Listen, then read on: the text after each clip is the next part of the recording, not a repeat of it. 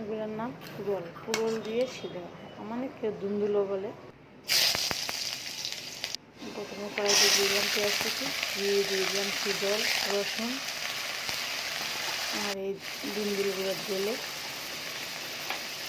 ঢেলে দিয়ে দিলাম হলুদের গুঁড়া আর লঙ্কা গুঁড়ো, আর কিছু দেবো না।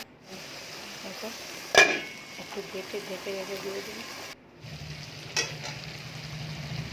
কিছুক্ষণ পর এই যে সিজলে কাটাগুলো ফেলে দেবো।